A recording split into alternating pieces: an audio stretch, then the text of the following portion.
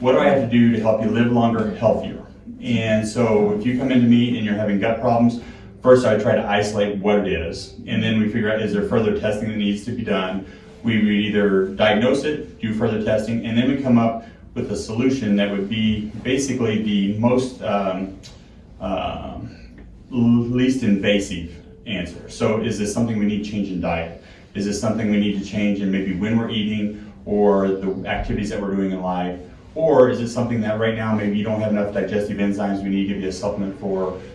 Is this something that's medical that we have to go to that says, okay, this is surgical, or this is something we need to look into cancer or something that extreme? So we start from the least to the most when it comes to digestive issues. And I'll cover, in general, I'm going to go through how it works, what the general diagnoses are for those kind of things, what we look at that.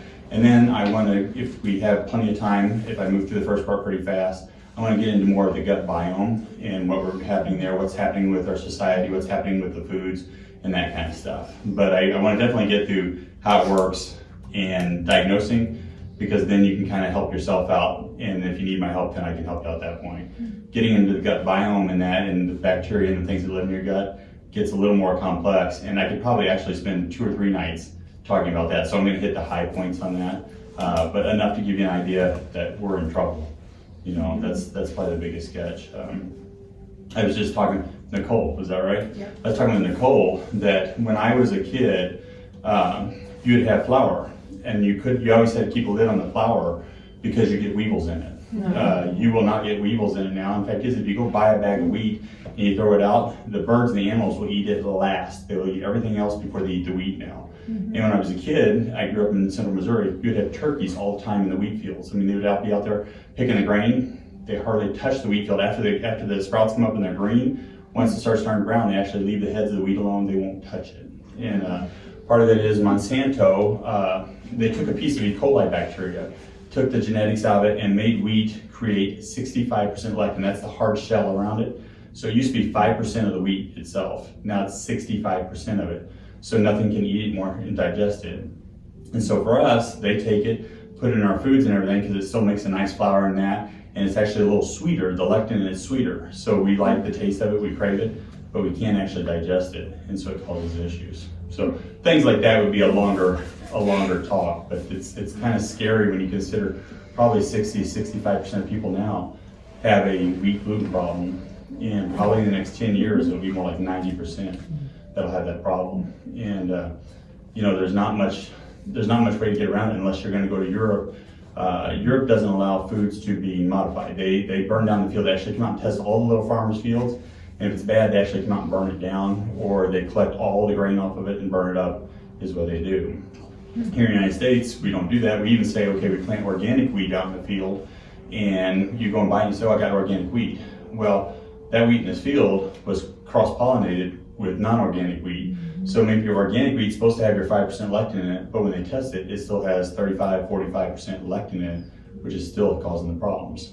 And once you get a problem with gluten, it actually rolls over to even European wheat. It's just not as bad because you only have 5% lectin, but you still have a problem with it. So you can eat wheat here and you're sick as a dog. You go to Europe and you eat a little bit and you're like, well, I don't feel as bad. You didn't say you felt great, but you didn't feel as bad. So it's a different type of thing. And so we have that situation going on. The other problem, and I'll talk about everything else now, so I'm kind of hitting the end stuff now. The other big issue we have is when COVID hit, the FDA and everyone that dealt with food came in and said, oh my gosh, we're going to starve to death because the grocery stores aren't turning out. We need food to last longer. So they decided to make it so that you could put as much preservatives in your food and as much toxins in your food that was as long as one serving wasn't a toxic dose. So they put benzene, yeah, they actually did. I mean, it's actually the law that they can do that. So it's not the law, it's the FDA's approved stuff. So we have a list of what's approved in the United States, and we have about 200 things on our list in the United States that they won't even allow in foods in Europe because they're toxic. And so basically, let's say you go to eat potato chips and they use ingredients in it that are toxic. Well, serving size is like 6 potato chips, and nobody eats 6 potato chips. So you get your 12 potato chips, and now you're already toxic there. You eat your hot dog bun, you get your hot dog, and then you put your condiments on top of it. You may be 5-6 times over toxic dose on a certain chemical. and they don't have to disclose it, they don't have to do anything about it. So what the problem with those toxic chemicals are is that when you have bacteria in your gut being part of your immune system, part of your psychological, your mental health and everything else, and even your hormone system, now you're killing those bacteria out. Now you have a problem. And so the whole purpose of those preservatives and things were to kill bacteria. They do a great job of it. Your food can last for months and months, and then you put it in your body, it's killing your ecosystem basically. And kind of give you even a little further on it, we lived by a butternut bakery that made hot dog buns and hamburger buns, and we sold a house to a guy, and he says, oh, we're terribly busy right now, and we're talking about March or somewhere in there. I said, oh, what's the occasion? You know, is it Mother's Day? Or he goes, oh no, 4th of July. And I said, so you're just getting equipment ready and stuff? He goes, no, we actually produce most of our buns in 4th of July in the early spring, and so we had tractor trailer loads sitting on the parking lot, and we fill them all the way full. We seal the doors up, take the door shut so no bugs get in, but they don't rot, they won't rot, they don't get mold on or anything else sitting out in that truck like that. So, and they fumigate the trucks. So your hot dog buns are made months and months ahead of time in a fumigated truck and sitting in there cooking. So how many preservatives are in that? Quite a few. And what happens with a lot of things, they only have to mark the preservatives that they physically put in the food. So take for instance flour. You can order in flour and it'll say flour, but they've actually put preservatives in it to make it last on their shelf, but they did it at such a low percentage, like 1% or something, that never has to be disclosed on the finished product. It's a domino effect. Mm-hmm. So if you get wheat flour, you get soy flour, then you get all your other preservatives, or all your other ingredients put in there. Each one had a preservative in it, but never marked down. Then they put their preservatives on top of it. It's a compounding effect. So we're here for Gut Health Uncovered, and basically when we're talking about the gut, we're talking about the digestive system. So I may have misled you a little bit of thinking about just your gut, but we're going to talk about the whole digestive system here as we go along. Most people think about the stomach, the small intestines, and the large intestines, but when you talk about the digestive system, there's a whole lot more that goes into it. So it starts at the lips, the tongue, the teeth, the salivary glands. This is where you start digesting at. The uvula, the little flap in the back of your throat, believe it or not, is part of the digestive system. It directs the food down the right pipe. If you don't have it, you're going to die, basically. Tonsils, esophagus, liver, gallbladder, pancreas, appendix, lymphatic system, which is actually a big deal. We'll get to that later. The endocrine glands. So everybody's now into the trizepatide and all of the GLP-1 inhibitors and that and modulators. That deals with your endocrine glands. The nervous system, the rectum and the anus. So people don't like to think about those, but this is all your digestive tract there. So the purpose of the digestive tract is to basically begin to grind up your food, to begin to tear it up, make it so it's smaller chunks, and then absorb the nutrients out of it, eliminate waste, and then modulate your immune system, and also works directly with your mental health, with your emotional side of that. Every part of you originated from your digestive system or that of your mother. So there's some pieces of you that still came from what your mother ate back then. It's in your bones, it's in your body, but most everything came from what you put in your mouth somewhere along the way. So when you start thinking about how important that is, that when you put it in your mouth, it's going to become part of you, it kind of makes it real. So the purpose of what your body does, the purpose of what it does is to break down food and absorb it, but breaking it down, it has two processes. The first is a mechanical digestion, and so this is when you put it in your mouth, you chew it, you begin to break it down there. And then peristalsis. This is basically the churning. It actually even starts happening in your esophagus. Your esophagus squeezes it, puts it together in a bolus. That way it gets to your stomach, and your stomach begins to twist on it then at that point and begins to actually move parts of it around to get it so it touches different surfaces and starts to break it down and mixes in different chemicals. So there's chemical digestion too. You have your saliva amylase. This begins to break down sugars. Then it gets down to your stomach. We have gastric acid and pepsin. These begin to break down proteins into amino acids. It does a little bit with fat, but mostly proteins. The pancreatic enzymes now have amylase, lipase. These break down sugars and fats. And then bile. Bile comes out of your liver. And probably the most important thing people don't understand about bile is mostly cholesterol. So I will touch a little bit on that later, because if you are not producing bile to break down your foods, you're not eliminating cholesterol. So that's when you start to get fatty liver, that kind of thing. So we'll touch on that. And that's important. Real quick, where does the Yes, sir. gastric acid, where's that coming from? That comes from the lining of the stomach, Okay. the parietal cells of the stomach. This is what, when you're taking any kind of proton pump inhibitor, you're taking any kind of antacid, that's what it's working on. It's basically cutting that out. Okay. And that'll be important here in a little bit too. So on nutrient absorption, basically we're talking about nutrients such as glucose, amino acids, fatty acids.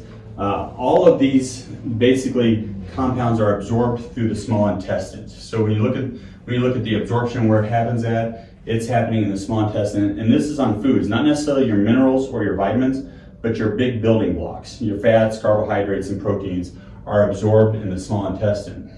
Once you get to the large intestine, there's several things that go on here. The water is probably the biggest thing. You take a really juicy, sludgy mist in your small intestine, and once it gets to your large intestine, it sucks most of the water out of it, is what it does there.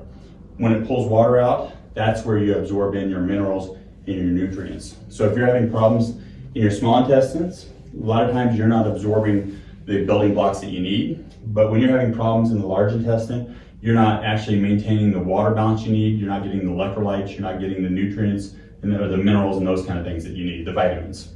So that's kind of an important step right there. So far we've talked about all the mechanisms and things that we see in the digestive tract, but what's missing out of that is basically the gut biome. And I touched on this before I started talking, but this is kind of interesting. So we didn't even know they existed in the gut until about mid 1800s. They finally got a microscope and they looked at poop and said, my goodness, there's bacteria in here. But then fast forward, it wasn't until about 1930s that they realized that bacteria may actually be important, because they started figuring out antibiotics changed things. They started figuring out when they gave it to them, people would get sicker sometimes. And they figured out that, hey, maybe this gut bacteria is important. It wasn't really until about the 70s or so where they started actually identifying individual bacteria to see which ones were there. It's only been in the last about 13 to 15 years that they actually started doing genetic studies to figure out what bacteria were in the gut. And now they know that we have over 2,000 different species of bacteria in the gut, is what they figured out. And at this point, they think every generation, we may be losing up to 10% of those bacteria species in our gut. So they've gone back and they found mummified bodies, they found other bodies that were preserved, did DNA studies on the bacteria in them, and some of them have 3, 4, 5,000 different bacteria in their guts. So we're definitely losing that diversity in our flora. And I'll get more to that later on, but that diversity is very important. Yeast. Most people think of yeast and don't realize that there are actually important yeasts in our guts. Saccharomyces boulardii is a yeast that actually helps balance out other bacteria, helps balance out the way we use carbohydrates, and helps with estrogen balance in our bodies too. So we have important yeast. And I think it's important to know, individuals will think, okay, you take an antibiotic, you wipe it out, it's good. You're hurting yourself. Well, you go take something like diflucan, or you take even supplements like oil of oregano. I've had patients come in like, oh, I'm on oil of oregano, I take it all the time. Well, you're killing out the healthy yeast out of your gut. Now, the interesting last two here are viruses. There's actually at least 3 known viruses now that live in your gut that are extremely important. One of them actually helps you rebuild the inside of your gut lining. Without that virus, you actually can't rebuild the inside of your gut lining. The other 2 that they know about are actually ones that keep bad bacteria in check. So without that, you start getting more H. pylori. Everybody has probably heard about that for ulcers and that kind of stuff. It's one that causes that. If you kill out the virus, you are more likely to get H. pylori. On the parasites, this is interesting because in my mind, I have had a lot of parasitology, I've had a lot of microbiology and stuff. I've always thought that parasites were bad for you. And it was probably about 6 years ago, 7 years ago, that I read this compelling study that kids that live in the country have a lot less autoimmune problems, they have a lot less allergies, a lot less health problems. And the only difference they could figure out was many of those kids had low-level parasite infections. And so when they actually took and killed out those parasites in these these kids in the country, they actually started developing the same situations as the people in the city did. And so some of the parasites in particular, there's a couple of species of Ascarius, which are roundworms. There are some hookworms that actually help out, and there's some whipworms that tend to do very little damage to the digestive tract, but actually will help reduce autoimmune diseases and that kind of thing. Now, nobody's out there making a pill with these parasites in it, but I will say, when I was a little kid, my parents owned a pottery factory, and we had a number of women there from the Philippines that would come in, and they would actually order in parasites sometimes, mainly for weight loss. They would do tapeworms for weight loss, but anytime they would get other conditions, they would sometimes take other parasites that they'd order in. And it was kind of interesting, and usually the way it would come out is they wouldn't flush the toilet in the bathroom, and you'd see worms in the toilet, and you'd come out and say, okay, who has worms here? So anyway, the parasites have a role too. So when we're talking about now about all of these, we're talking about all these preservatives, we're talking about all these things that are added to our food, and we're talking about all the medications, we're basically sterilizing these things in our gut biome. So the gut biome is important for digesting carbohydrates. It makes a lot of our vitamins. So one vitamin in particular that has become a real issue is vitamin K2. And so a lot of you have probably seen it now. It's added to vitamin D3 a lot of times now. And it's very important that you actually, if you're going to take vitamin D3, that you get K2 with it. And K2 helps keep calcium from sticking in arteries and soft tissues. So kidney stones, plaquing on the atherosclerosis, that kind of stuff. That basically, K2 helps immobilize it and take it to bones where it can be part of the bone, or it takes it to muscles, because calcium is used to actually relax muscle tissue. If you're lacking calcium, you're usually very rigid, and your bones are actually getting brittle at that point. So what happens with vitamin K2 in particular, it's a bacteria that produces it in our guts. And when they go back and they look at bacteria in the old mummies and things, they find a bunch of K2 in it. When they look at new stool samples and stuff, there's hardly any K2 produced in our guts. They can take the old bacteria, cultivate it, put it in us, and we're still not producing the K2. So we're missing something else. They don't know whether it is the preservatives causing it, or the fact that maybe we've killed out another bacteria that works synergistically to produce it. And they think it's probably the synergistic one that's happened. Because when we had 3,000 to 5,000 different bacteria, now we're down to 2,000. We're definitely missing some things there. Water absorption. So bacteria take the water and actually break it into smaller parts. If you've ever seen water like on top of a glass, you can actually take the water past the top of the glass because the tension is created in it. The bacteria get in there and break up the tension so that basically water can be absorbed through the intestinal wall.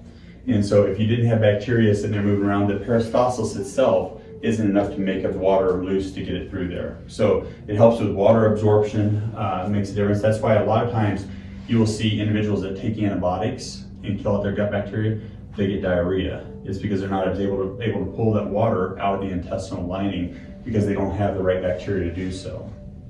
Electrolytes and mineral absorption. So a lot of times your minerals go in and you see people, especially older people, if you take x-rays of them, you will see the vitamins just in one chunk down there. And part of that is because their stomachs don't churn as well, they don't have the acid and stuff to do it. But a lot of times it's because the bacteria haven't actually broken apart that minerals and the vitamins and allowed it to be taken in. So it's important. One more thing with vitamins up there again too.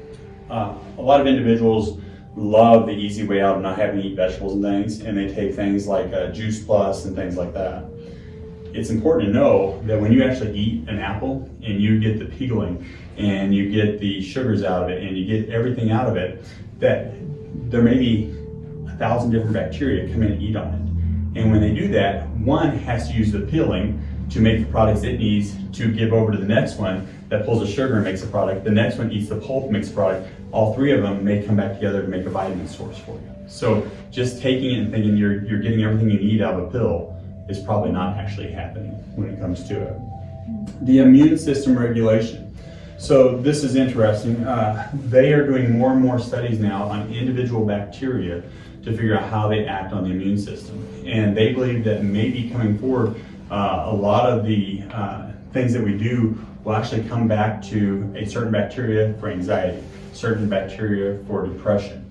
They're narrowing it down now that they have found, I think there's 4 that if you don't have those bacteria, you don't produce the chemicals to produce neurotransmitters in the right ratios now. So we'll see that coming up, actually probably here in the next 5-10 years, they'll have it taken down. The next one is protection against pathogens. I was talking about those viruses that are in your body, in your gut system. They actually protect you against bad bacteria. So there's a number of viruses in there that are, there's 3 viruses, but 2 of them in particular will take down things like E. coli, the bad E. coli, O157 and that. They'll actually kill it out so that you don't get sick when you're traveling and things. So, and then there's a number of small amoebas, blastocytosis and that, blastocytes that kill out some of the bad parasites that you would get, some of the flukes and things like that if you were in foreign countries. Hormone regulation. This is an interesting one. They've done a lot more in rats than they have humans, but they found out that there's some bacteria out there that can totally change estrogen levels, and that may be some of the main causes for PCOS in women and so infertility and that kind of thing. So that's actually coming along well. There's a company called Pendulum out there who has figured out, I think 2 bacteria in particular. Akkermansia is one, and the new one, I'm not sure what the actual, I think it may even just be a number, but they help work just like Ozempic and those do. Basically, you do the GLP-1 probiotic. It's a good one, and I've had good success with patients doing that. It's a natural way to do it, so you're not gonna cause your stomach to stop working, that kind of stuff with that. And so that's the biome and kind of the importance of the biome. So with all these things, there's really nothing that can go wrong with your gut, is what it sounds like. So when you look at, Keep telling me that, I might believe it. yeah. When you look at the digestive system, there's really 4 things that can go wrong. And this is looking at it more from a Chinese standpoint. So when you look at Eastern medicine, they try to boil it down and say, okay, how many things can go wrong here, and what are the categories they go in? They use more terms like wind, cold, hot, heat, and they make them that way. But the heats are usually excesses in Chinese medicine. But anyway, you can have a lack of something, you can have an excess of something, you can have an aberration. That means it's just wrong. What you put in there or what it is wrong. And then you can have an invasion. So when you take those 4 things and you look at the digestive tract, almost any kind of system in the body, it'll go a long way for you. It's how you begin to diagnose things in yourself. So a lack, you can have a lack of digestive enzymes. So we talked about the chemicals you use to break down your foods, and that from the amylase, lipase, the pepsin, the acids, the bile. You can have a lack of it. You can have a lack of acids. You can have a lack of bacteria in there. You can kill out the bacteria, you can kill out the viruses. The parasites, I still haven't figured that one out. I know it works to take down immune systems, but I don't know what to give you, so I don't know what the lack is or which ones we're lacking at this point. Hormones. So it's interesting. One of the big hormone issues right now is probably insulin. You know, it's not that we have a lack of insulin, we're eating too much sugar, and so you can't produce enough. So a lot of individuals, the big term right now is insulin resistance. People are saying, oh, I'm insulin resistant. If you actually look at most of them, they're actually just eating way too much sugar. Back in the 1900s, late 1800s, 1900s, a family would eat 1 bag of sugar the whole year. And that was the only sugar they got other than maybe fruit. Now, there's a lot of individuals that are getting a bag of sugar a week. When you count what's in their soda, what they're counting, all their candies and everything they're eating, they're doing a bag of sugar a week, you know? And so our bodies weren't meant to do that. A lack of nutrients. So I put fiber first on there because I find, especially here so far in Cody area, is people don't eat very many vegetables. And I think part of it's a seasonal thing. The season's so short, you don't grow as many vegetables here and everything. But people eat definitely, probably, I would say, at least a third less vegetables here than what they eat other places. And when you're looking at fiber, you get your fiber from vegetables and you get them from complex grains. So you're not getting it from the hot dog bun, you're not getting fiber from things that are ground up. It's already ground to a pulp, and it's not really a good fiber at that point. Protein, most people here are getting plenty of protein. That's one thing that we got a lot of carnivores and meat eaters, and I'm okay with that. But you got to throw in some fiber and some other stuff too to stay healthy over time. Fats are interesting. So a lot back in the 70s, late 60s, getting in the 70s, more in the 80s, they started telling us, oh, don't eat bacon, don't eat lard, don't eat the tallow. You need to eat basically plant fats. You need to get your grains out of it. So you're going to go get your canola oil, your corn oil, your soy oil, and all those. What's that? Yeah. Yeah. I never liked the taste of them. And you wouldn't believe, though, how many people, there may be many in this room that say, I don't know what you're talking about, but how many people still think that those are good oils for you? They're actually made the same way that synthetic motor oils are made. And in your body, every cell in your body, there's a lipid layer around it. The outside of every single cell. So the trillions of cells in your body, every one of them is made of oil. And your body is not made to use a synthetic oil as that barrier. So your cells become leaky. And basically your cells take in things they shouldn't, and things come out of your cells that shouldn't because you don't have a good thing. It'd be like if one day they came and told us, hey, we don't want to use glass on your windows anymore. We're going to use cellophane. It's the best stuff in the world. And they go and they do all this advertising on TV. They have the FDA tell us that, hey, you need to have cellophane on your windows. Well, all of you know, like the first time the wind blows, things are going to come in that they shouldn't, things are going to go out that shouldn't. And that's what's happening with these fats. So when you're looking at vegetable fats, or what they call vegetable fats, which actually aren't vegetables, they're grain fats is what they are. We'd be probably better off if they were vegetables. That's actually an issue there. And then you can have a lack of vitamins. Yes, ma'am. What's a healthy fat? Yeah, so actually tallow, so your meat fats, so like your pork fats, your beef fats are good. Your avocado, I'm trying to think of thank you. Olive oil, coconut oils, those are good. A lot of your nut oils are good. It's really, the worst ones are your grain oils. That's when you're looking at your grain oils that you have a problem. Okay. Yeah, thank you. Motor oil. Vitamins, we just said, hey, we have a lack of those, and a lot of times now, it's either we are taking medications to stop from being able to digest them properly, or our bacteria aren't producing them, or our bacteria are not there to help us ingest them that way. And minerals are the same Quick thing. on the vitamins. Yeah. I'm gonna put you on the spot. Yeah, I please mean, do. if you got chewables, you got gummies, you got gel tabs, you know, what if we're not breaking any of those down? I mean, if we take a 500 milligram vitamin, are we really getting 100 out of it? Yeah. What are we really getting out of it? So a lot of that depends. I can have people come in and they're taking, 15, 20 vitamins. They're probably spending $800 a month or something on these vitamins they're taking. Yeah. And they're probably pooping out all of them because, their hair is falling out, you're looking at their nails, you're looking at their pupillary response, and they're not taking them in. A lot of times it's because they're on something like a omeprazole or something like that they don't produce enough acid. Well, they're not breaking down, or they're on a constant antibiotic because they have a skin rash or something like that, so they don't have the bacteria to do it. So just because you're taking a vitamin doesn't mean it's working for you. So you're exactly right. You have to look at the whole system. You have to look at how the person's responding to taking that vitamin and go from there. A recent patient is on medications that basically make them pee out excess sugar. Well, that opens up basically the kidneys so that fluid goes out, sugar goes out. Well, what also goes out is all the minerals. So they're taking a ton of minerals, but if you're not keeping them in, you're leaky sieve. It'd be like having a bucket with a hole in the bottom. It doesn't work for you. So that's an issue too. So minerals is a problem, and then a lack of water. Lack of water is a pretty big deal out here in Wyoming. A lot of times if you have patients in Florida, you have patients in humid places, they're really not losing the water as fast. Here, we lose water fast and have to drink more water. The problem is when you drink water and you're losing it, you need more minerals too. So it's kind of a combination. I have a number of patients that come in like, I'm drinking 100 ounces of water a day. I'm like, that's great. And then we look at them and they're actually dehydrated. We do a urinalysis on them. We look at their specific red, which is how thick their urine is, and it shows it's super thick. They're just losing every bit of minerals out of them because they don't have enough minerals and water together. They always have to have it. So you can be dehydrated because you lack minerals, and you can be dehydrated because you lack water. You have to have both. So excess.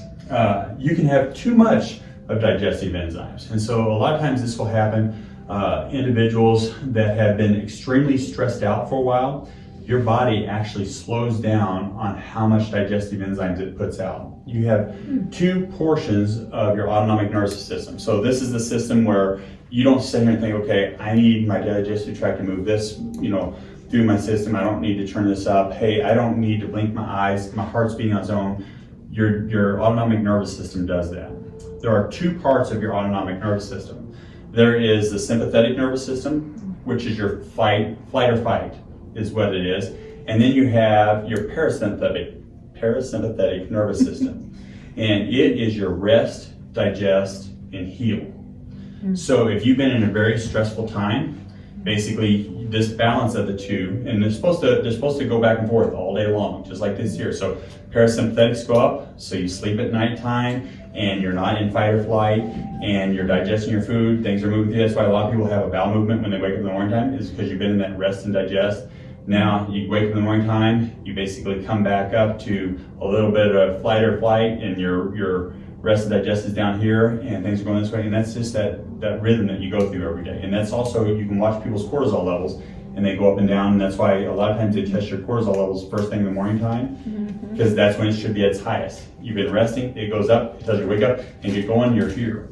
Well, when you've been up so high here that you're not resting, there's a lot of stress in the world, bad things are going on, your rest, digest, and heal has dropped down here. So it goes along, you're not producing enough enzymes and everything. All of a sudden something happens and you go on a beach vacation and you won the lottery or whatever, and it drops this way here. Now you go into rest and digest where you're not used to it, and you start producing too many enzymes. So kind of an interesting thing. It doesn't happen that way as often as it happens the other way, where you get under stress and you stop producing things. And that's an interesting thing. And I'll go into that in a while. It's probably one of the biggest things with digestion that's treated the wrong way. Is we think people are producing too much acid, too much digestive enzymes, and so we treat them thinking they're producing too much, and it's actually a lower situation. An excess of bacteria, yeast, and viruses and parasites, we just know that's when you get sick and you've been on a cruise ship and you got the wrong things. An excess of hormones. So this is an interesting one. Ghrelin is the hormone that tells you you're hungry. And there's individuals, especially kids that have been overfed, or even you see this a lot of times in a pet that's been overfed. Like a pet that gets overfed when they're a baby, they will always be hungry. They'll always, no matter what, they're hungry. The same thing happens with people. A lot of times, individuals that have learned at a young age that when they're sad, oh, here is something to eat. Oh, when you're happy, oh, here's something to eat. It's one of the things. And I'm going to tell a story on my wife. We had. Before you do that, I'll tell you a story that you need to stop telling somebody the story. Okay. Sorry, I'm doing okay. So anyway, we were remodeling a house, and we'd have a really bad night. Everything went wrong. I dropped a brick on her head is what happened. Anyway, she's like, okay, we need to go get ice cream. And so the next day comes along and everything's going great. She goes, oh, that was a great night. We did great. We need to go get ice cream. And finally I was like, what's the deal? My parents showed up and helped one day. Yeah. And then at the end of the day, Dad's like, all right, let's go get some ice cream. And I found out in their family, no matter whether things went bad or good, It's all about that. it was all about dessert and ice cream is what it was. And it was kind of interesting how it was just ingrained in it. But when you do that to little kids, especially, you train them that way, they get more hormone called ghrelin, which just makes them hungry all the time. And so it's a hormone response. You get an excess of it, and there's a number of other ones you can go through too. Even insulin, you can have a few people out there will have too much insulin, and they will actually go hypoglycemic, and it's actually a little harder to treat that than individuals that have too little insulin.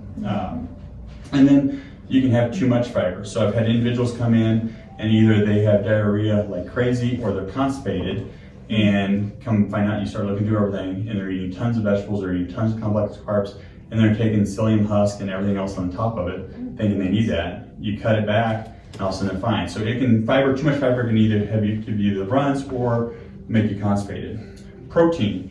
Your body can only break down so much protein at one time. So we actually don't have the ability to break down. It depends on the pepsin, it depends on the acid in there and the ability to churn. So individuals can get too much protein. When you put too much protein in, it goes to the gut. Basically, you start producing some bad bacteria in there because they eat meat. Well, guess what you are? You're meat. And so you can start getting ulcers and things like that in there. Fats, eating too much fats usually causes more gas, more bloating, but then you also start looking at some more cardiovascular diseases with fats too. But it's actually rare that if you're eating healthy fats, like so meat fats, bean fat, or nut fats and that kind of stuff, you don't have nearly the problems as if you're eating the grain fats, the grain oils. And then too much vitamins. I told you about good healthy viruses. One of the worst things that happened during COVID was everybody thought you had to take a ton of zinc. And when you take a ton of zinc, the normal upper limit of zinc is like 80 milligrams a day. There were people that were taking up to 1,000 milligrams of zinc a day, and they come into my office and they were sick as could be, and they couldn't figure it out. They were tired. They couldn't feel their feet. They couldn't feel their hands because it causes neuropathy if you get too much of it. It basically interferes. Zinc is a metal, and it interferes with all the nerve conduction in your body because it's a kind of electrical conduction. And so you get too much minerals, too much vitamins in there. And then poisons. I was already talking about all the toxins and everything they put in our food now, poisons they put in it, and you get an excess there. Aberrations. Aberrations just basically means something is different than it should be. So we can get cancers there. We can get immune responses. An autoimmune disease that you get is going to be an aberration. A lot of times a food sensitivity, it's something that's wrong. You're producing an antibody that shouldn't be there. You can get bacteria, yeast, and viruses that are wrong. This is going to be more of a problem the more we modify these things. And I've worked in labs where our job was to change E. coli to make it produce. So like a lot of your antibiotics, a lot of your things out there either produced from a yeast or a bacteria that were modified to produce that chemical. So a lot of your medications are done that way. Well, the problem is sometimes those bacteria escape and you have problems with them. And I think that's probably how COVID came about. That's probably how probably how Lyme disease came about. Probably how chronic wasting disease in animals and deer came out. It's a spirochete bacteria. It was probably produced and accidentally got out somewhere. It was probably made for an agricultural purpose, and now it's invading. And then invasions. And the invasions are, as far as what we know, there's actually another one I didn't add on here. There's bacteria, yeast, viruses, parasites, and then there's prions. And prions are like viruses. Viruses are basically a little piece of DNA or RNA that's covered up in what looks like a syringe. It basically sticks on you and injects it into you. A prion is just that little piece of DNA by itself. And so that's some of the things. There's several diseases.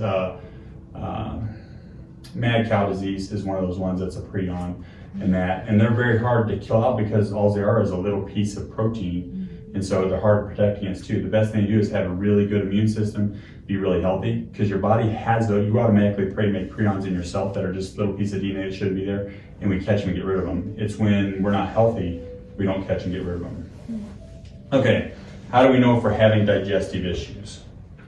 So basically, usually pain, cramping, vomiting, diarrhea, and constipation are your telltale signs. The catch is what location, where is it coming from, and what is it? So, this is an interesting one too. This is what most people miss when we're talking about digestive issues. So everybody knows about that, cramping, vomiting, and all that, but headaches, rashes, psoriasis. So psoriasis and psoriatic arthritis, most of the time, not all the time, most of the time, they're actually diet related or gut related.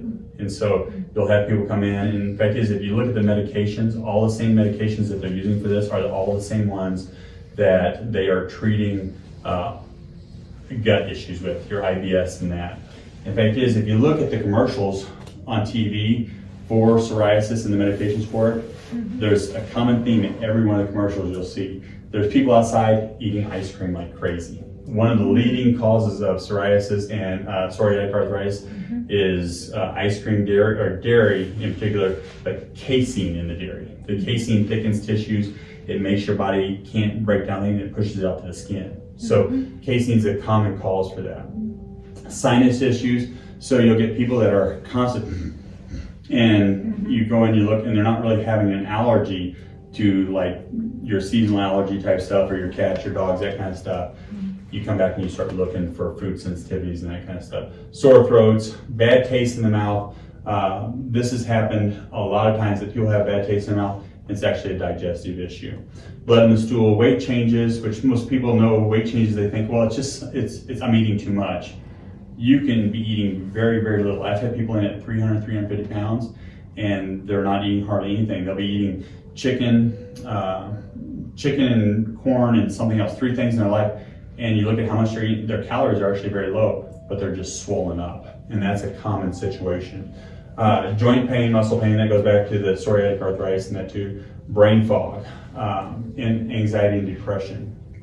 An interesting one that kind of ties these together a little bit is my son is sensitive to casein. And casein, if you don't know, dairy has 3 things in it. It has lactose, casein, and whey. So when they say curds and whey, they're actually talking about casein and whey when they talk about cheese. And everybody knows about lactose, and they get lactose free, but actually casein is the thing that most people can't break down, they're most sensitive to. And my son is sensitive to it. And when he was a little kid, we went to a functional medicine doctor, and she figured out, oh, he has a casein sensitivity.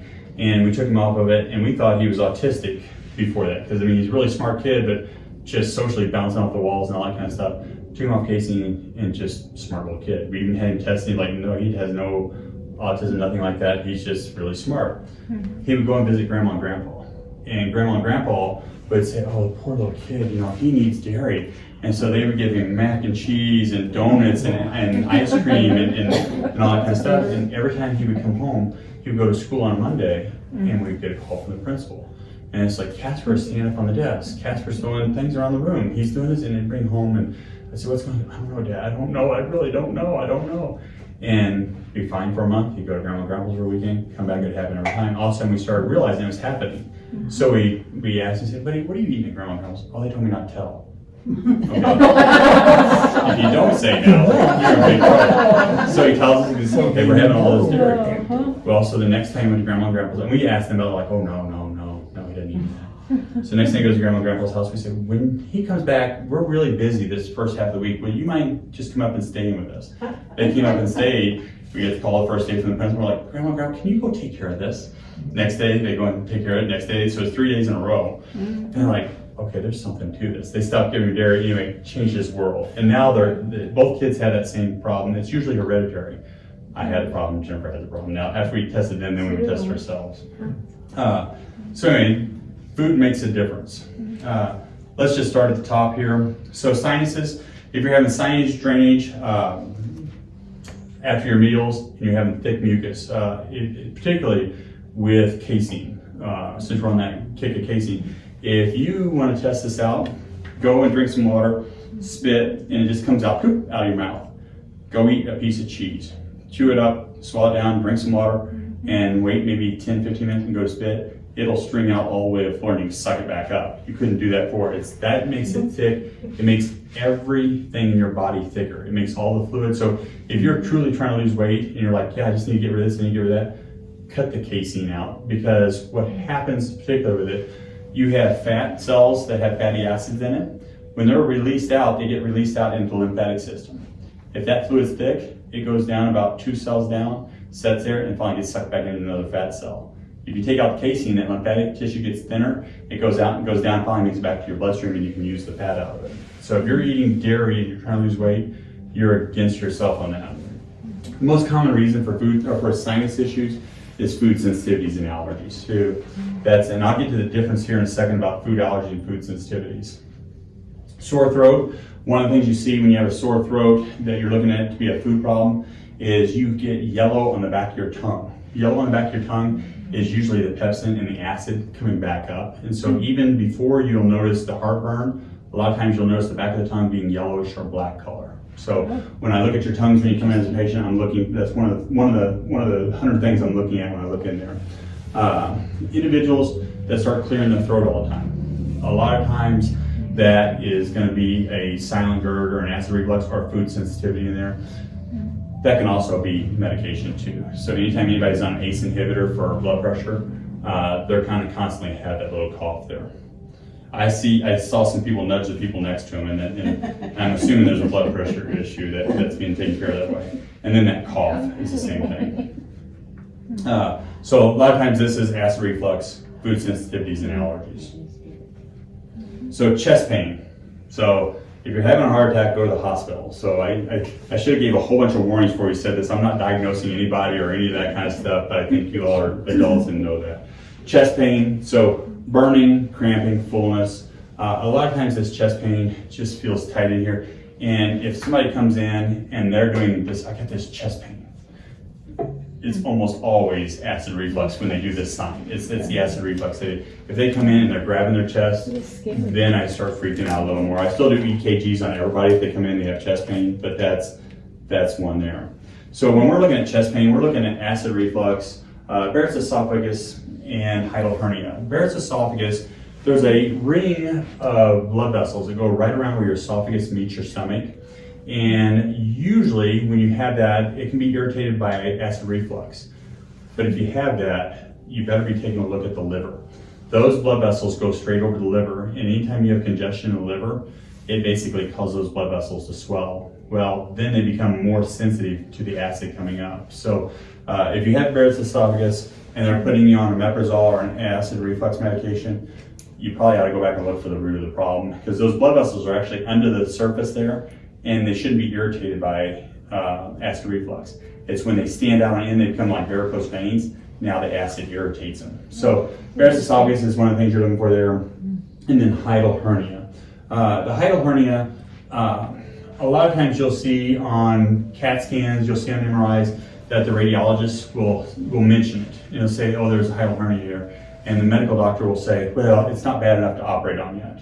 And I would say the only time that you have a hiatal hernia that's bad enough to operate on is if you've been in an accident and you were riding a horse, you fell off, and or the horse bucked you or kicked you, or you're in a car accident and the steering wheel or something hit you and drove that stomach up through the diaphragm. That's what you need. There's other ways to take care of a hiatal hernia that are less involved and better on you. Always rule out heart involvement when it comes up here to the chest. I mean, I think that's an important one to always do. Young kid texts me the other day and says, hey, been going to the gym and I can't work out anymore. I'm having shortness of breath. And, he says, it's hurting right up my center of my chest. And I said, okay, center your chest, your whole chest, my whole chest. And I sent him to go, I think he probably has cardiomegaly and working out too hard, and he's taking pre-workout. And he thought he was having a digestive issue. I'm pretty sure he's having a heart issue. And so I probably would rather lean on being careful there than not careful. So the epigastric region. The epigastric region is the area where your ribs come together. It's the area right below that, right there is your epigastric region. And basically, things that you can have go wrong here is stabbing, burning, cramping, and fullness are the typical things there. In this region is where your stomach lies. This is where your stomach, the top of your stomach to the bottom of your stomach is the epigastric region in there. And so some of the things you can have a problem with in here is reduced stomach acid. You can have an ulcer in there. You can have an infection. You can have gastritis, which just means an inflamed stomach there. The reduced acid is the important one here.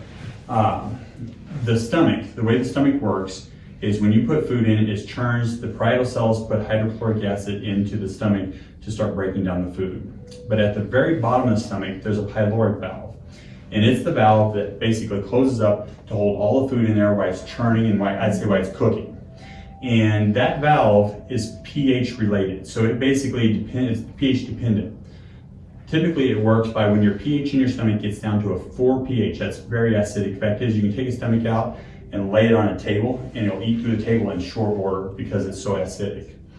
Well, if you're not down to a 4 pH, the bottom of the valve doesn't open up like it should. So when you get down to a 4 pH, the bottom of the valve opens up and all the food just comes out as one big bolus that way. It's just a big bunch of poop comes out of the bottom of your stomach. If you're at 5.6 pH, so you're acidic but not where you should be, that valve opens up a little bit and things tend to trickle out of it, is what they do. It causes two problems. As that bolus stays in your stomach now, it actually begins to bubble because the acid gets on top of it. The stomach, it stops churning because it started to let stuff out, but it's not letting it all the way. The stomach's still churning, all the acid floats to the top, and now it's bubbling up your esophagus. And so that's actually most of the time how you get acid reflux. The medical world, you go to this, they may do an endoscopy, look down and say, oh yeah, you have acid reflux, you have Barrett's esophagus. we're gonna put you on a proton pump inhibitor. We're gonna put you on an antacid. And so they give you an antacid and it doesn't hurt anymore because it's not bubbling up. The problem is now that valve in the bottom of your stomach doesn't open up the same anymore. So now we're getting down to maybe a 6 pH, so we're barely acidic. That valve just opens up just a little bit. So now, instead of turning and doing everything like so, the stomach just kind of holds onto the stuff. So now it sets in there, you start getting things like ulcers in your stomach. And so people always wonder, well, I've been on omeprazole, how do I get an ulcer? It's because you're actually eating your own stomach up. You also feel fuller here. After a while, you break down that ghrelin signal. The ghrelin signal is the one that tells you you're hungry. Well, now your body doesn't know when it's hungry and when it's not because stuff just sets in there. The next problem with that is the way your gallbladder, the way the pancreas works, is the fluids that come out of them are very alkaline. So they take that pH of 4 pH that comes out and now turn it all the way to alkaline, to 8 pH. But it does it when it comes out as a bolus. It comes out as a 4 pH bolus, all the fluid comes out against it, and now it makes it 8. If it's trickling out, it doesn't put out hardly anything out for it. So now you're putting acidic stuff down into your small intestine. And you start to grow bacteria in there that should have never been there. And you start having all kinds of what they call SIBO now. You know, we used to talk about the wrong bacteria in there and everything, and the medical world say that's crazy. You don't have bacteria in your small intestine. You have a few. It's probably 1,000 of the bacteria you have in your large intestine, you have in your small intestine. But as soon as that pH is not alkaline, they start growing there. They like that atmosphere and they start growing because there's a lot of rich food in there. So antacids can cause a problem. Now, I talked about excess. I probably should have put too much acid on here too. There are times when you can have too much acid. Like I said, you go from a time when you've been very stressed out to a time that everything is relaxed and calm. It doesn't happen often in people, but there's times that you need an antacid in that time.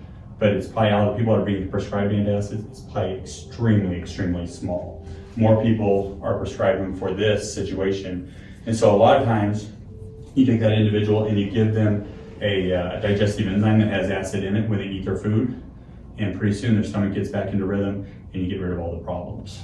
If we have a situation where we want to get them acid during their meal, but then they're still having acid reflux after, we may give them something to alkalize the tract afterwards so they can digest the food, get it through, alkalize it, and then usually within a month or so, that's straightened out and taken care of if people are having acid reflux. One more thing on that too, it's important.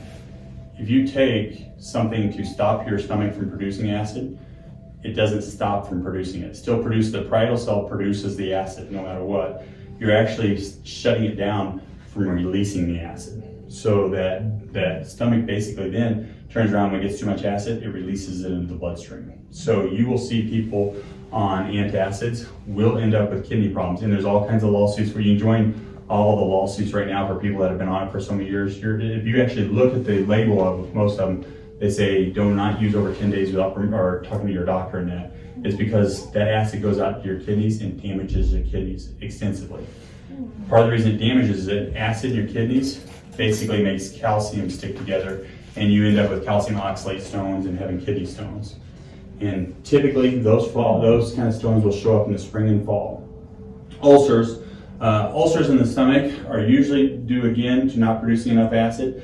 Your stomach, when it produces acid, it gets down to a 4 pH, it signals the cells along your stomach lining to get thicker and thicker and thicker and thicker. So you take somebody who's healthy and produces plenty of acid, they will have a thick stomach lining when you dissect them. And I've dissected a number of people and you can see how thick the stomach lining is. When you have less acid in there, the stomach lining keeps getting thinner and thinner and thinner. And then you can have infections, and then you can have gastritis, which is due to anxiety and food sensitivities.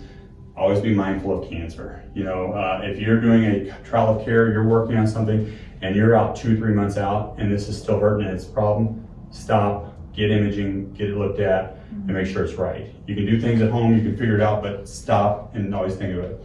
Stomach issues may refer to the back. If you keep going to a chiropractor, you're going to somebody, or you're having a back pain right in the center of your back, and it's not going away, and you've treated it and everything else, think stomach. That's kind of an invisible hidden one right there. The left epigastric region, it's everything that's over here on this side of your stomach over here. And so stabbing, burning, cramping, fullness, radiating pain. You can get this to radiate too. This can be pancreatitis, which just means inflammation of the pancreas. This can be an infection. It can be a hormone imbalance, anxiety. So when we talk about anxiety, you go into fight or flight. A lot of times you stop producing the hormones that the pancreas needs to produce, which is mainly insulin, your amylase, and your lipase. And you can start having pain in there, or it backs up, it's not actually releasing it. You can have food sensitivities that cause problems with the pancreas in particular. And then blocked pancreatic or bile duct. I actually see this more with individuals who are just trickling the bolus out of their digestive out of their stomach because it's not producing enough to let it out. So you get stones in there or it gets swollen. And so that causes another problem with the pancreas and probably causes some of your pancreatic cancers and things. Rib pain. So when you go over the side, if it's real close to the surface that you're hurting, think rib. So a lot of times we have individuals that will go and have colonoscopies. They will go and have endoscopies and everything, and then all of a sudden find out it's basically costochondritis. They leaned over the back of a truck or over a sink or a bathtub, and they end up with a rib problem. And then the other thing you have to look out over here for is basically inflammation of the spleen. And usually that has more to do with people that are having a lymphatic issue with that. Be mindful of cancer again. So pancreatic pain usually refers up to the left back shoulder or up to the side of the head on the left side. So if you're keep getting head pain on the side of your head, that can be actually a pancreatic issue. And most people that have pancreatic cancer will keep coming in for a shoulder problem, never even mention their gut. They'll have a shoulder problem back here, do an EKG, everything's fine, and then they start having pain on the side of their head, and then we do some blood work and we find out that usually the amylase lipase levels are off. Or sometimes it's a diabetic issue too. The opposite side, so when we come over to the other side, same kind of things, the stabbing, burning, cramping, fullness, radiation. So here we're looking at gallbladder issues that can have swelling to it, gallstones, blocked bile duct, looking at hepatitis. And when you say hepatitis, most people think of like hepatitis A, B, and C. Hepatitis just means inflammation of the liver, is all it means. So you can have inflammation of the liver and a rib problem again. These situations, a lot of times when we're looking at gallstones, we're looking at problems with the gallbladder. It's usually because either we've cut fat out of our diet and so the bile is not coming out like it should, or we're back to again where the stomach's not emptying. So those are usually what leads up to this. When you talk about gallstones in med school and in chiropractic school and everywhere I've been, when they talk about them, they always talk about the F's, fat female 40. And it's usually the female will start gaining weight, she decides to cut fat out of her diet because thinks that's the best way to lose weight and is the quickest one to get gallstones usually in this situation. So the gallbladder refers to the opposite side, and it's a ram's horn type thing. If you have somebody that comes in and say, oh, I got a headache right here, and they do this signal, you come over and you touch them right on their gallbladder and they come unglued. I mean, it's pretty amazing how well those two things are tied together. You can also have some individuals that have had their gallbladder removed, and they will have the same headache that just kind of stays there. It just kind of stays there, and usually they actually have some genetic issues that either they have a COMT gene problem, which doesn't allow them to free pain. So they'll be a person that hurt their leg years and years ago, and they're limping. You'll say, is your leg hurt? No. And they have a gene problem that doesn't allow the brain to forget the pain. So they keep the ram's horn even after they've had surgery. And that's, we do some genetic testing and usually figure that out and take care of it. Steady pressure over the gallbladder, a lot of times will relieve gallstones because it moves them out of the way. So if you come in and you'll see, my father was one of these people who had gallstones for probably a decade before he had his gallbladder removed. And anytime he'd eat something fatty, the gallstones would kind of fall down on the bile duct there, and he'd always take and grab a hold of his stomach here and hold it for a little bit, and he'd go away and he'd be fine. Well, then finally one of them got a little too far down, would come out, and he had to have it removed. But that's a steady pressure over the gallbladder. We'll do that. I was in chiropractic college, and a student was brought into the clinic, and I took him on as a case, and he was having horrible problems right here. And so I ran some blood work on him, and I pushed it, and it'd go away. And I thought he has gallstones. Ran blood work on him. It came back with some indices showing that he had a parasite.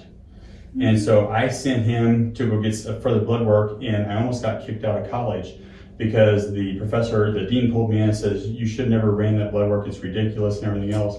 Well, the next day it came back positive, he had parasites, and the next day he ended up in the emergency room because they had blocked his bowel duct. They went and took out his gallbladder, it was full of parasites. And so she called me in and says, by the way, you diagnosed that right. She didn't say she was sorry or anything like that, but I had it right.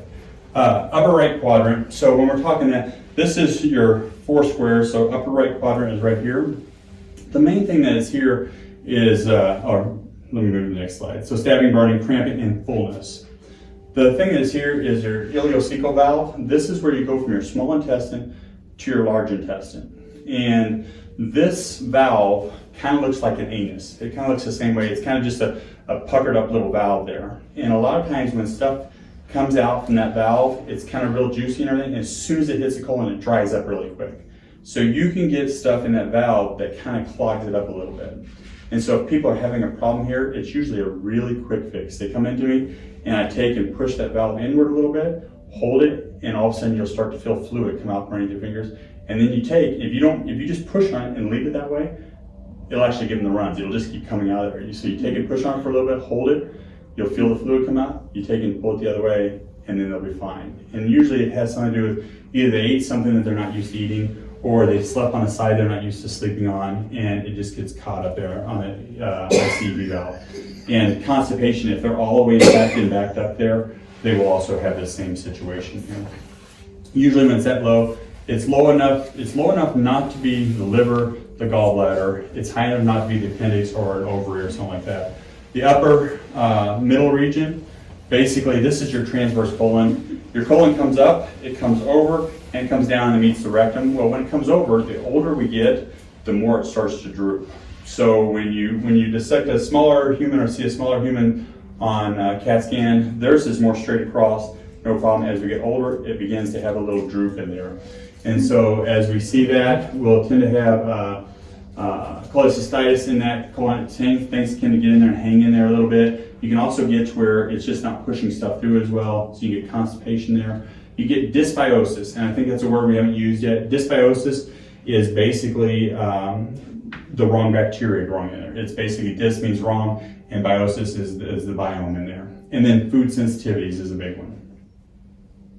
No, dysbiosis is an imbalance of microorganisms in your biome. Food sensitivities versus allergies. So I love this. I probably get this once a week. People come in and say, well, I was tested for allergies and I don't have any allergies.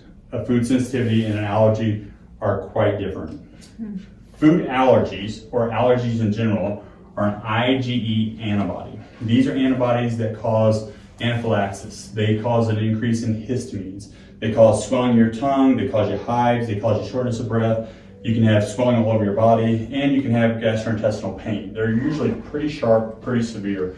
We've all heard of people getting peanut butter or things like that and swelling tongues, and that's an allergy. A food sensitivity is an IgG. These are more long-term, these are slower acting. They're not as quite abrupt of a reaction. You get more like flu-like symptoms, you get constipation, diarrhea, rashes, acne, psoriasis that I talked about, anxiety, depression. These are big ones. A lot of times I get individuals in, especially teenagers, and they will have anxiety, depression, and they all of a sudden just got them out of nowhere. They hadn't had the problems. A lot of times if we come back in and we look at this, a food sensitivity can be it. And it can be the most goofy things in the world. It can be tomatoes, it can be carrots and things like that. If you get one that's off the chart, you're gonna have anxiety, depression with it. The food sensitivities can cause hormone imbalances. Again, this is one of the ones where they're tying them to PCOS in individuals. And so when you test them, a lot of times you can help with infertility and hormone imbalances. Swings in weight gain. So I'm gonna call it my wife again. She has a sensitivity to gluten, a very, very bad one. So if she gets a speck of gluten, she will look 9 months pregnant the next day, and it takes about a week or two for it to go all the way back down to normal. And so it can be a weight gain of 20 pounds or so with a speck of gluten, and she has an IgG to gluten is what it is. And then gastrointestinal pain, hers hurts when it gets that way, and it looks like hers. So don't ever ask her if she's pregnant if you see her. She's not pregnant, we're done with kids, so that's not what it is. So the left upper quadrant, so we're talking now up here in this section here. And this is where basically your transverse colon comes across and meets your descending colon right here. And so stabbing, burning, cramping, full. I don't know why I repeated that all the time, but Each one's a little different in some ways. So this is the splenic flexure, and that's that area where that transfers from the transverse colon to the descending colon. You can have an inflamed spleen, but you're going to have pain in this whole area when you have that. It's more of a high pressure situation in there. And then you can have colitis of that flexure there, and you can have constipation, you can have dysbiosis, again, food sensitivities, and diverticulosis and diverticulitis. There's a difference there. One is the pocketing of it, the other one's actually the infection of it. But I think the interesting thing here to see is that splenic flexure, individuals will get constipation and you will feel it here and it hurts quite a bit, maybe it comes across a little bit. If you take the time and grab a hold right here and just put a light pressure and just hold it for a little bit, it'll actually take the kink in there and it opens it up like this and stuff will start to move through there. You can actually feel it in your hands. So little kids get that, sometimes babies get that. When they start eating solid foods, they'll get a little bird belly and they're crying, they're fussing, we try to do everything to get them moved. If you literally come over and just take two little fingers and hold that open for a little bit, you'll feel it go through there. And usually within about 10-15 minutes, all of a sudden they'll poop. So with them, you basically have the IC valve and that's two easy ways to do that. And it's not a lot of pressure. It's very light and very easy to do. In other parts of the world, they call it bloodless surgery, is what they call it. Lower left quadrant, stabbing, cramping, repeat. So when we're looking at here, we're looking at colitis. This is of the descending colon down here. Diverticulitis, this is where we mostly get the diverticulitis. This is where your feces has just dried out the most, and so it's putting the most pressure on the outside wall there. And so it starts to basically put little pockets out there, and you tend to have more bacteria in this area that have already been produced, and now they're sitting there looking for a job to do. So you tend to get more diverticulitis, diverticulosis in there, constipation again, dysbiosis, food sensitivities, disc herniation. So individuals that have a disc problem in the back, especially L5-S1, it will sometimes not hurt down their leg, it'll not even hurt in their back that bad. It will feel like somebody has put a piece of rebar right through you right here. And it actually feels it. And so if anybody ever does this, I hurt right here, then you almost have to think of disc herniation. You at least have to rule it out. And then inguinal hernia. A lot of times that's going to be farther down. You're going to feel it more down here in the crotch when you have it. But sometimes it can refer a little higher. Lower abdominal region, so we're talking right here in the middle. And usually this is stabbing, cramping, and fullness. And we got our small intestine here. So our small intestine, like I said, that's where basically all the food processing is going on. If you have a problem there, sometimes you can get a dysbiosis in there. When it's a dysbiosis there, it's called SIBO, small intestinal bacterial overgrowth, because you're not supposed to have many bacteria there. Food sensitivities, by the way, the dysbiosis and the SIBO is, again, usually you're not producing enough digestive enzymes or acid, one of the two, to make the bacteria not grow in there. Food sensitivities again, disc herniation, usually not unless this is a anterior disc herniation, which is a very rare one. Usually that would be a motorcycle accident. I guess you could get it on bucking broncos and that kind of stuff too out here. Cystitis, so bladder infections will hurt down here, and it's usually pretty low. So it's right above your privates usually when you have a bladder infection here. Sometimes a bladder infection can make the back hurt there too. And then menstruation, uterine ovarian pain, and then prostatitis can hurt down low sometimes. It'll hurt there. So those are the things you're looking at in that direction there. That one's a little harder to figure out than the other ones. Right lower quadrant, same kind of things going on there, but appendicitis is what you have to watch out for here. And they are misdiagnosed a lot because the appendix has a big range of where it sets in there. It can set rather high or it can set rather low down there. In a situation with my son, I came home one day and he was sitting on the toilet and he was crying, and I came over and poked him down there low, and it was an appendicitis. So I take him to the hospital and they rush him in, they do an x-ray, and on the x-ray I could see his appendix was down here, and it was very large. It was very large, sitting right down in there, and they read it and said, no appendicitis, no problems, we see nothing on it. So talking to the pediatrician, I said, I can see on the x-ray, it's right here. I mean, it's right here. She goes, you're a chiropractor, so you don't. So they kept him in the hospital for a couple days. They actually started giving me morphine and everything else. They see he had an infection, so they were giving me antibiotics, but he was getting worse and worse and worse and worse. So finally, she said, well, we'll order an ultrasound to make you happy. The ultrasound tech came in,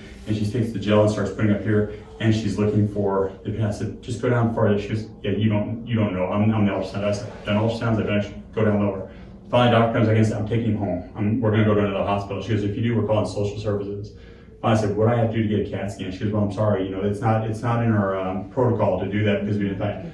I said, I tell you what, order the CAT scan, I'll pay cash, whatever I gotta do, order. She ordered it. He never came back from the radiology. He went straight to the OR and had it taken out.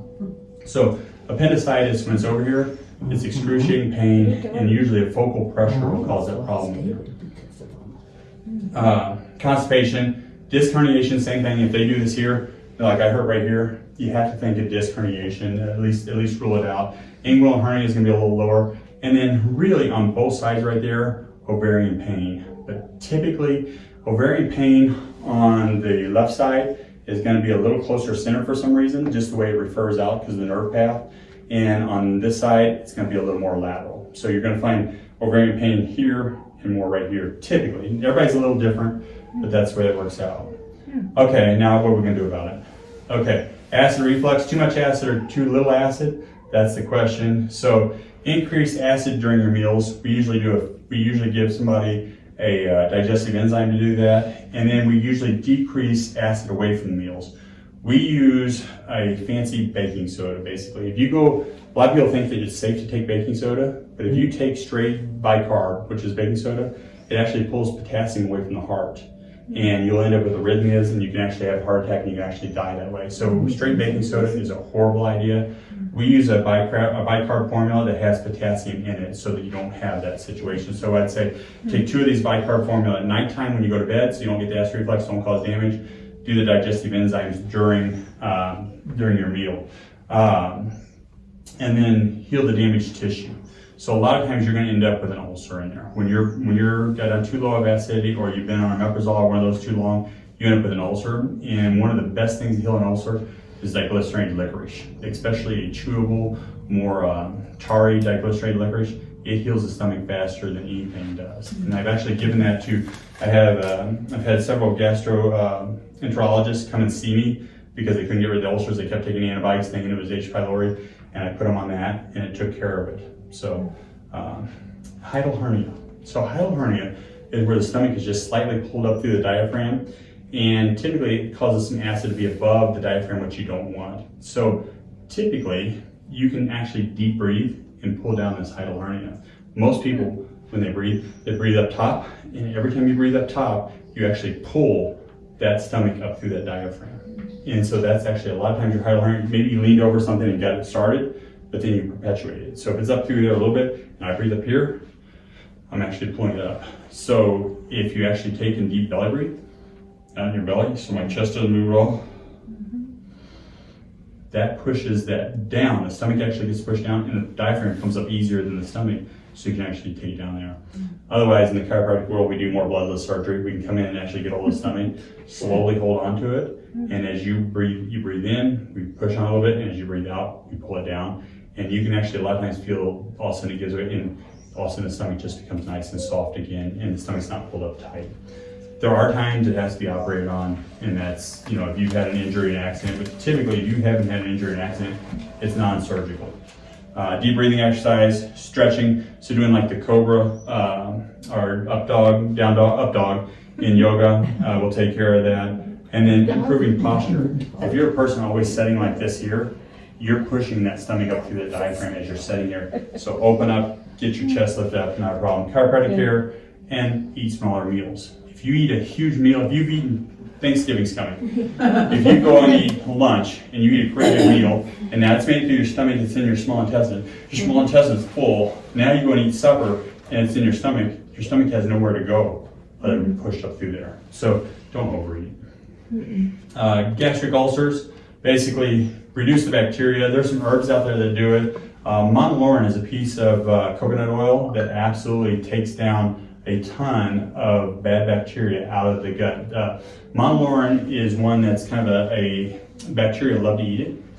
And healthy bacteria tend to have the processes that can break it down and they don't die. The bad bacteria tend to eat it really fast and they tend to explode and die. So montelaurin helps out with gut ulcers there. It's one of the best things. And then also the heal the tissue is again with the digestion and licorice, and address the acid if it's needed. And then there's a study on it. By the way, all these will be available to you if you want them. You can just work out with Miss Jennifer, put your email down, and she'll get them to you. Pancreatitis, review the blood work. That's the important thing here. You don't play around with pancreas. If it goes south, you have problems, and a lot of times it can lead to cancer or other issues. Once you lose it, your likelihood of living past 4 years drops pretty extensively. So your pancreas is important. That's why reducing the amount of sugar you put in, that's the hardest work that your pancreas has to do, is to produce insulin. And if you don't have a pancreas that's not working right, your likelihood of living a healthy life for very long is way down. So we treat that with digestive enzymes, but we have to figure out exactly what it is. So treat accordingly with antibiotics, enzymes, or hormones, depending on size. The gallbladder and gallstones. So we basically do palpation on this. We ask a lot of questions about stools. People that have problems with the gallbladder, a lot of times will have fatty stools, maybe even stools that float on top, don't even sink down in the water, that kind of stuff. We look at liver enzymes, we look at the BUN, and we figure out what's going on there. Palpation tells us a ton there, and also the ram's horn, different signals like that. But basically, if it's an infection, we treat with antibiotics, and antibiotics don't always have to be prescription. There's a lot of herbs out there. I usually try to figure out, okay, how bad is this? Do we have time, or does it need to be taken care of right now? And then there's times where antivirals are actually important, depending on what this is, a hepatitis situation, what's going on. Ox bile. If you actually take bile and put it into your digestive system, it actually triggers your body to produce more bile, which is kind of interesting. So this is where cholesterol comes very important. Your liver produces cholesterol. Cholesterol comes out of the bile duct. It's part of the bile salts. It goes and it basically lowers the pH, or it raises the pH of your stomach up to about 8 pH. It helps break down fats because it is fat, and fats break down fats. It goes down about a foot or so into your small intestine, and it's reabsorbed. The second it left your gallbladder, the second it left your liver starts producing more of it. And if it goes back in the system, your cholesterol levels keep going up and up and up. If you take and you have complex carbs, fiber in your diet, cholesterol actually sticks to it, and you actually poop out the cholesterol. So you can lower your cholesterol extensively by adding fiber to your diet. 10-minute warning. Okay, thank you. The colon I see about, so basically talking about the whole colon here, and dysbiosis is probably your biggest issue here. And you can come in and treat with monolaurin, you can treat with over-the-counter stuff. But I will say this, the best thing is to test your stool sample. And we come in and we do that. We use GIFX, which is probably one of the best now, because it not only tests the bacteria, it tests for good bacteria, bad bacteria, the levels of them, what they're sensitive to, both antibiotic-wise and herb-wise. And then it also looks at your parasites and gives you the same thing on that. It also tells you whether you're digesting your food, producing the enzymes, all that. So pretty important. There's a lot of herbs out there that can help with it if we know what bacteria it is. A lot of times by asking questions we can figure it out, but the stool testing is the best thing there. And then we want to heal the tissue. If the tissue is damaged in there and you kill out the bad bacteria and you don't heal it, something else will take place. We have 2,000 some bacteria in there. You might get rid of one of them that's offender. There will be another one there if you don't heal that tissue up. And then repopulate with probiotics. Food sensitivities in this area. So basically, food sensitivities, depending on how severe it is, if you come to me and it's just starting out, a lot of times we do an elimination diet. And in all my studies when I was getting my master's, the elimination diet with the big six, the wheat, the dairy, the corn, the soy, the peanuts, and sugar are the big six. Probably 70-80% of the time you take those out of the diet and you can get rid of the food sensitivity. That's your biggest ones. And then you take them out for about 6 to 8 weeks and you slowly put one back in. About every 5 days you put one back in. And if you're keeping track of it, you will realize that which one it is. If it still lingers after that, then you gotta do food sensitivity testing. Mine was, unbeknownst to me, was tomatoes. Utilize a retrospective journal. And a retrospective journal, we're gonna give you one when you leave here tonight. It's basically a journal I made when I was getting my master's because there was a lot of students I was dealing with trying to figure out their food sensitivities, and I couldn't get the grant, I couldn't get the money to figure out what their food sensitivities were. So what we did is we wrote up a journal, and in a journal you document down basically everything that goes into your body. And so in the beginning of the journal, we try to make it, there's a bunch of literature saying why we do it and all that kind of stuff. Fluff, he calls it. Fluff, I hate fluff on stuff. But anyway, you put down your medication, your doses, and it has a number next to the side of it. That way you don't have to write it down all the time. And you wouldn't believe how many times medications are actually causing digestive issues. Then you have a symptoms legend, and then you come up to your day. So you get up in the morning time and you say, okay, 6:30, took my thyroid medication, so thyroid was number one, just one, and feeling good. Then all of a sudden you have breakfast, and at 10 o'clock, you'd write down your symptom. I am bloated, gassy, and all this. And when you had breakfast, you had eggs and bacon. Well, then you go down through the thing. A couple days later, you're feeling good, no problem. All of a sudden, you write down again, eggs and bacon, gas and bloating.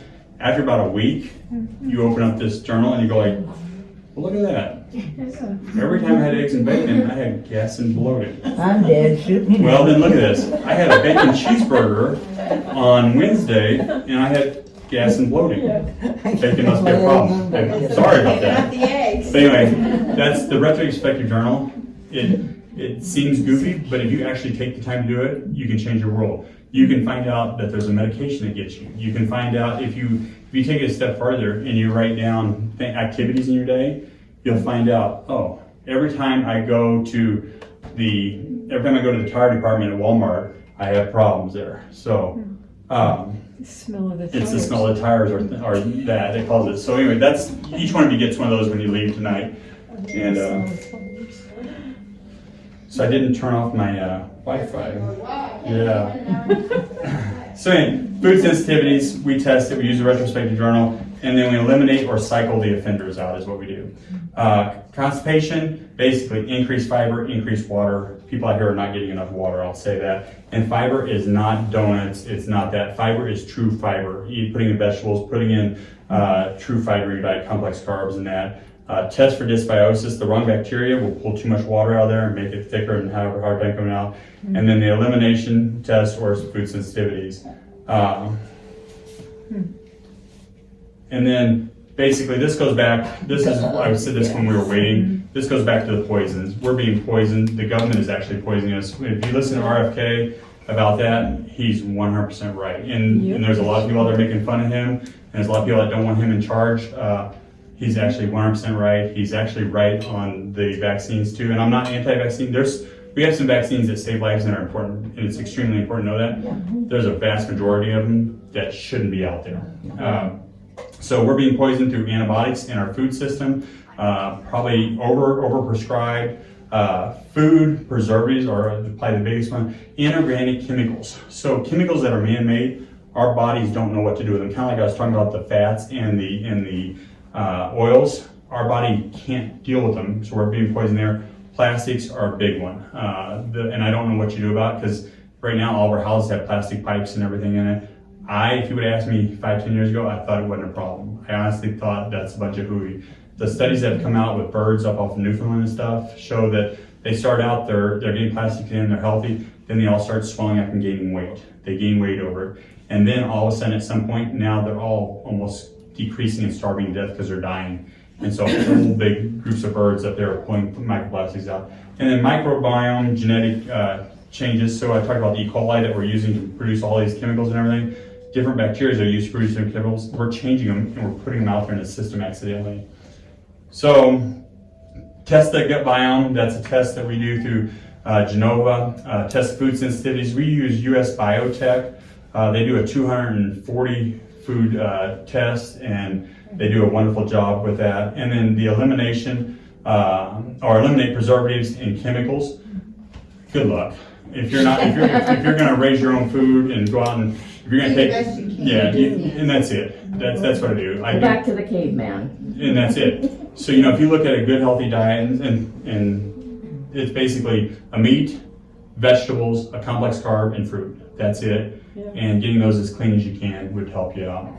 And then manage stress. Stress messes us up, and we have our time with that. So things that we do here, we order those gut biome tests, we interpret them. The same thing with food sensitivities. We analyze diet, we use the retrospective journal a lot for that, and then we do nutritional plans and we help you figure it out. So a lot of this hopefully leads you down the path where you can figure out things yourself, but if you need help, I'm here, it's what I do, you know.